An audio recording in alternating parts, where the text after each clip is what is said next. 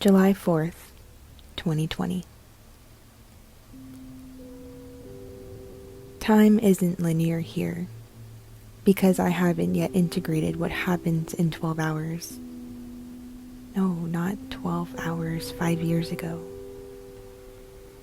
Yes, 5 years ago. My chest constricts as I pull my legs closer to my body. My stomach churns as I prepare which thoughts I want to write. The nausea is back. It's not really betraying myself if I say the rape. It wasn't physically violent, and it didn't physically hurt. But I see a deep violet wave build inside my psyche. I breathe slowly through my nose to suppress it, but any breathing threatens to grow into hyperventilation if I'm not more honest. It wasn't physically violent, and it didn't physically hurt. But I'm sitting in my car afterwards, dissociating for the first time. I feel some corner of my heart tell myself that I'm too dirty for Jinha now, that he'd never want me again. I don't text my friend who dropped me off there.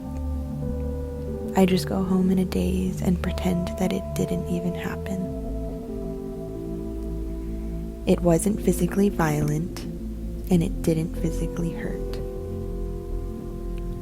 So when a sister in my congregation asks me if I was raped the next morning, I say no, because it wasn't physically violent and it didn't physically hurt. But when Jinha's message tells me he's disappointed in me for making the decision to go out with a random man, risking the dangers, I feel like I'm in my judicial meeting again.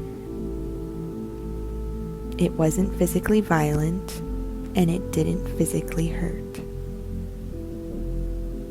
But when I tell 3 of my elders that it felt like I was dreaming, that I couldn't move, they just take notes.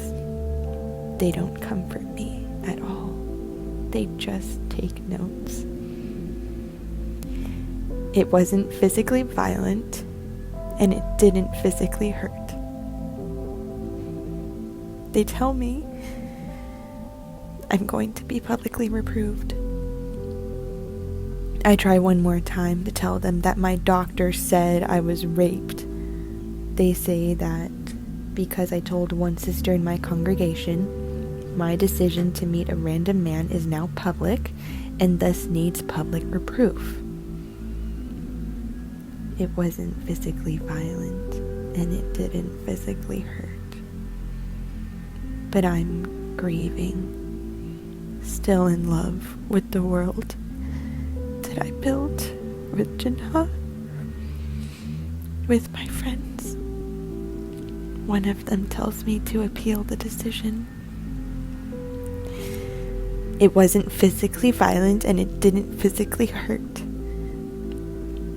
But my elders tell me the circuit overseer said no to my appeal because I'm not being disfellowshipped, and if I tell anyone, I will face that option, and to stop talking to Mark, one of the other elders, the closest person I have to a dad, that I'm only to speak through my judicial committee now. It wasn't physically violent, and it didn't physically hurt.